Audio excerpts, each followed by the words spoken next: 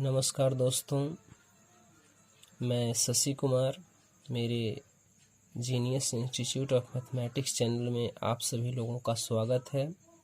मैं आज आप लोगों को 12th क्लास का डिटर्मिनेंट चैप्टर पढ़ाने वाला हूं। तो हम लोग पढ़ने जा रहे हैं डिटर्मिनेंट्स।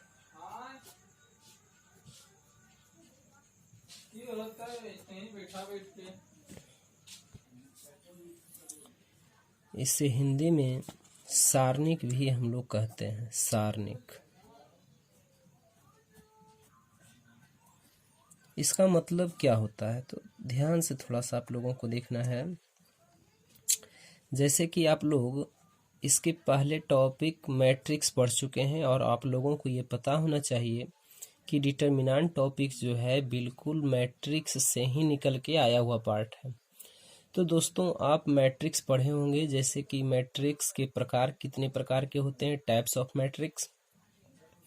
उसमें आपको एक बहुत ही महत्वपूर्ण मैट्रिक्स बतलाया गया होगा जिसे कहते हैं स्क्वायर मैट्रिक्स, मतलब वर्ग आव्यूह।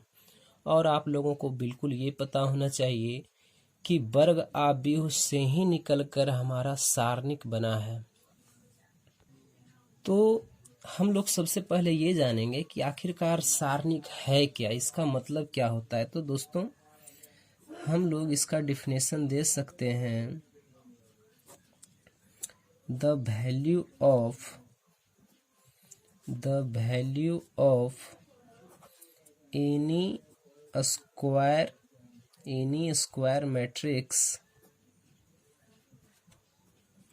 is called determinants।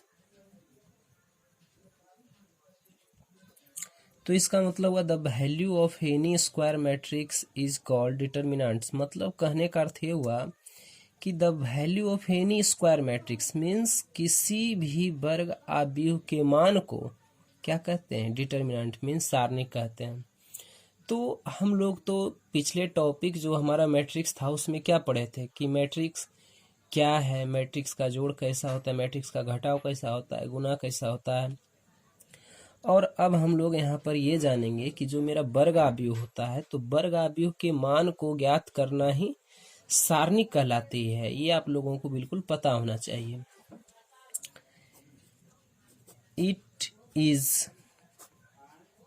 It is denoted by mod.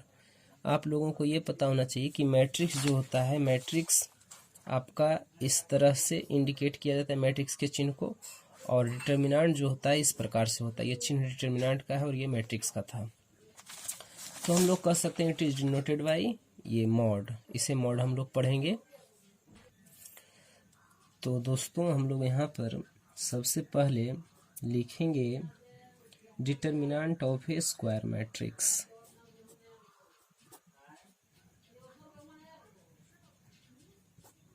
Determinant of a square matrix of one order.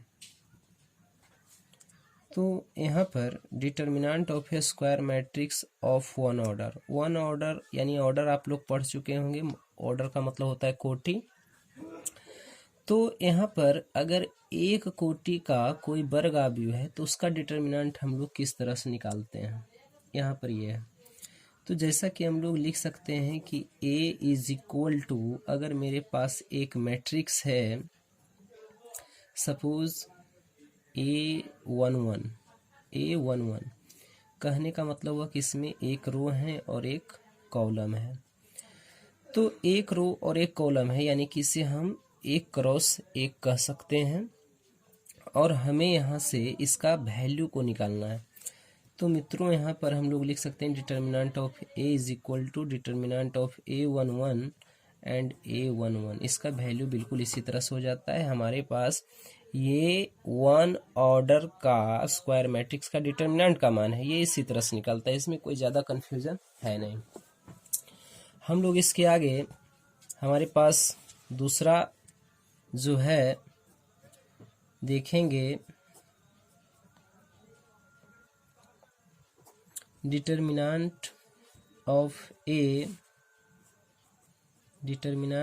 A square matrix of two order. तो ये क्या है और ये किस तरह से निकलता है? तो हम लोग यहाँ पर देखेंगे कि अगर हमारे पास determinant of a square matrix of two order यानी कि दो कोटि के सारणी का मान किस प्रकार से निकलता है। तो सपोज डिटर्मिनेंट हम लोग यहाँ पर एक मैट्रिक्स लेते हैं, A इज इक्वल टू एक मैट्रिक्स है, इसका standard form A11 A12 A21 A22 होता है। आप लोग मैट्रिक्स टॉपिक में पढ़ चुके थे, ये 2x2 कोटि का होता है। और अगर हम इसका डिटर्मिनेंट निकालें, ये मेरा मैट्रिक्स है और इसका वैल्यू निकालना डिटर्मिनेंट कहलाता है, तो ये किस तरह से होगा। तो ध्यान देने वाली बात है कि हम लोग यहाँ पर लिख सकते हैं कि determinant of A is equal to, यानी कि हम यहाँ पर ये चिन्ह मॉड का लगा देंगे, इसका मतलब होता है determinant of A is equal to A11 A12 A21 A22। और इसका वैल्यू इस प्रकार से निकलता है कि इसको इससे गुना किया जाएगा। तो यहाँ पर लिखेंगे A11 इंटू A22 और बीच में एक चिन्ह माइनस का होता है और उसके बाद इसको इससे गुना करते हैं, तो मेरे पास हो जाएगा A21 इंटू A12। तो मेरे पास ये जो वैल्यू आ गया, ये मेरे पास 2x2 कोटि के डिटर्मिनेंट का वैल्यू आ गया। अब हम लोग देखेंगे determinant of 3x3 order of a square matrix.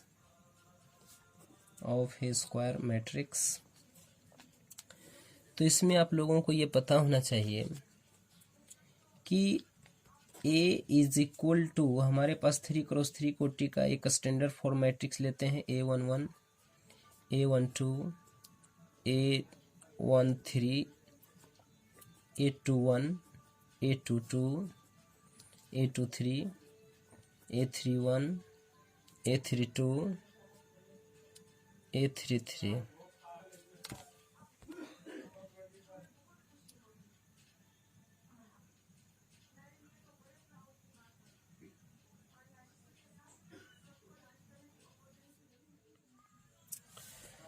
हाँ, तो ये मेरे पास A इज इक्वल टू इतना, यानी कि ये 3x3 कोटि का एक स्क्वायर मैट्रिक्स है। और आप लोगों को पता होगा कि इसका सामान्य रूप बिल्कुल ऐसा ही होता है, स्टैंडर्ड फॉर्म।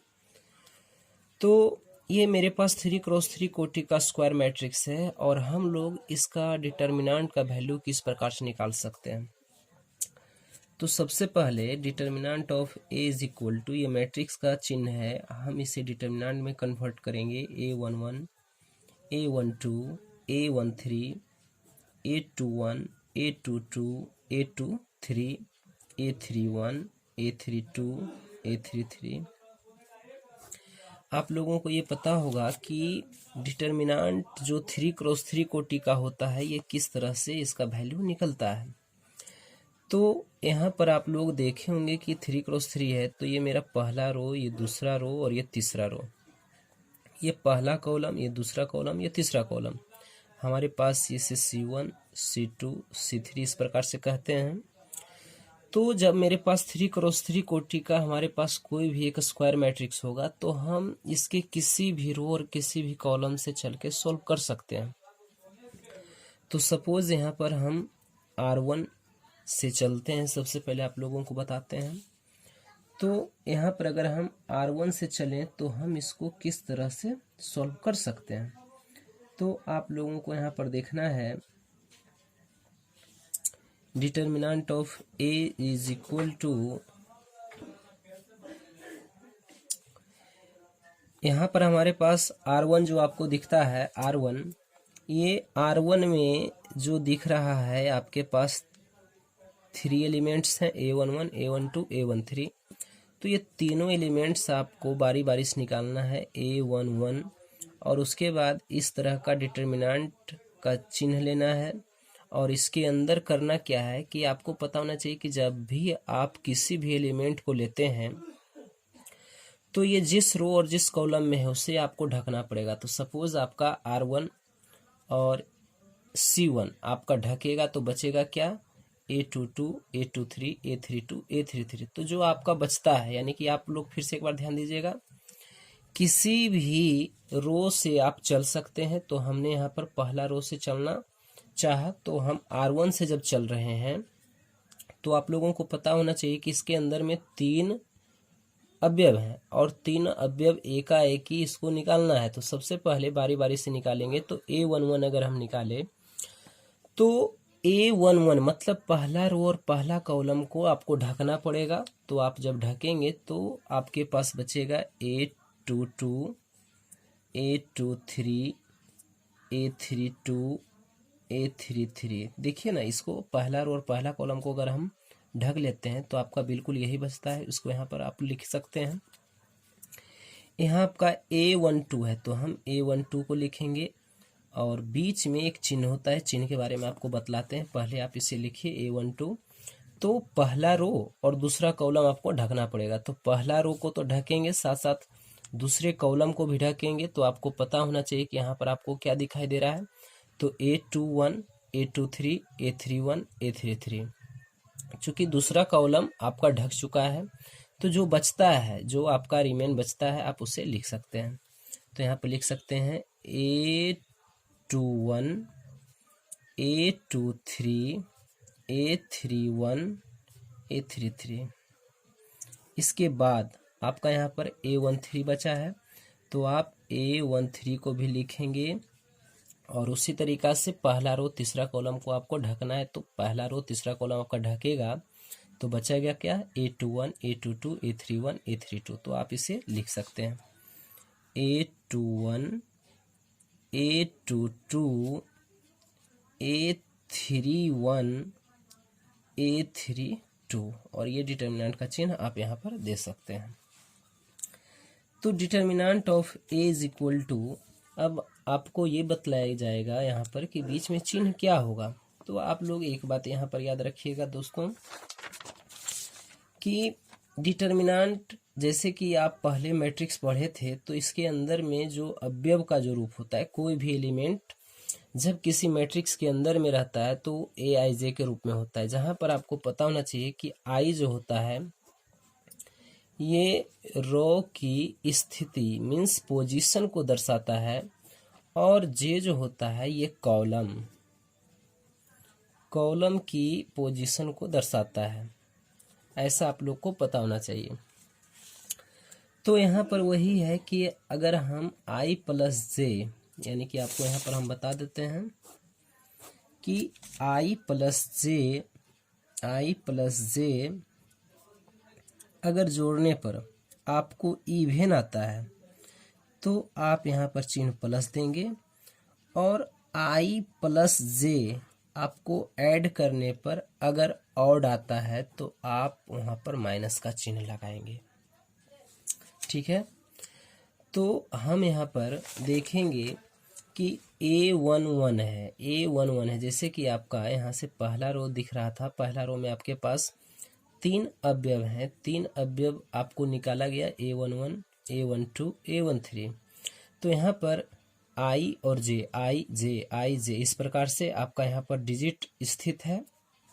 तो हम इसी को I और J मानते हैं और हम इसको ऐड करते हैं। तो हम यहाँ पर लिख चुके हैं कि ऐड करने पर अगर इवेन आता है तो आप उसे प्लस कहेंगे और ऐड करने पर यदि ऑड आता है, ऑड का मतलब विषम, तो आप उसे माइनस कहेंगे। तो A11, तो यहाँ पर आप लिख सकते हैं क्या, 1 और 1 जोड़िएगा तो 2 आएगा, 2 सम संख्या है इसलिए यहाँ पर आप प्लस कर सकते हैं। A12, यहाँ पर 2 और 1 जोड़िएगा तो 3 आएगा, 3 ऑड है इसलिए यहाँ पर हम माइनस का चिन्ह देंगे। और A13 का मतलब हुआ 3 और 1 4, 4 सम संख्या है, वजह से यहाँ पर हम प्लस का चिन्ह देंगे। तो आप लोगों को ये क्लियर हो चुका है कि चिन्ह जो होता है किस प्रकार से पड़ता है।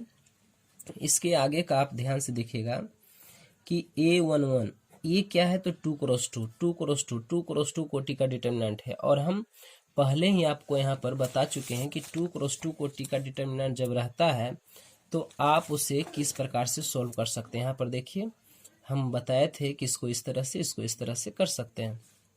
तो दोस्तों बिल्कुल यहाँ पर उसी तरीका है।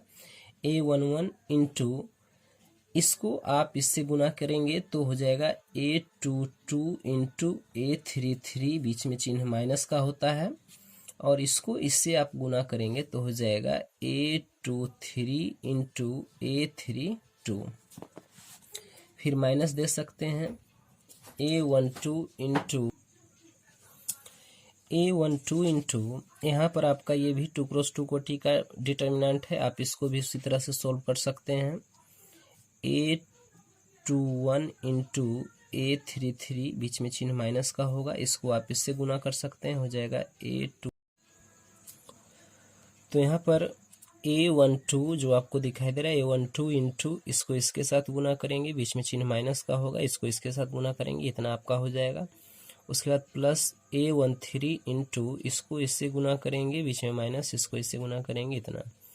अब यहाँ पर अगर आपका कोई डिजिट है तो आप डिजिट का कैलकुलेशन करने के बाद इसको घटाएंगे, इसको जोड़ेंगे, इतना करने के बाद आपका कोई ना कोई डिजिट बचेगा, वही आपका आंसर होगा। तो आप लोग ये जान चुके हैं कि 3x3 कोटि का डिटर्मिनेंट हम लोग इसी प्रोसेस से निकालते हैं। अब यहाँ पर बात है कि हम R1 से चल के ही सिर्फ निकालें। आप लोग को यहाँ पर बताया जा रहा है कि आप R2 से भी चल के इसको निकाल सकते हैं, R3 से भी चल के निकाल सकते हैं, किसी भी रो या किसी भी कॉलम से चल के इसे निकाला जा सकता है। आगे आप लोगों को हम ये बतलाते हैं, एक एग्जाम्पल आप लोगों को हम बता रहे हैं। जैसे कि कह देगा कि if A is equal to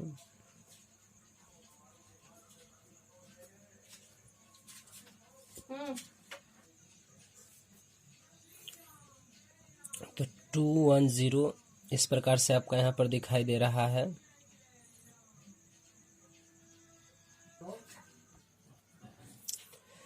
-210 0 2 3 -4 2 1। तो हमारे पास A बराबर एक मैट्रिक्स है। Then find the value of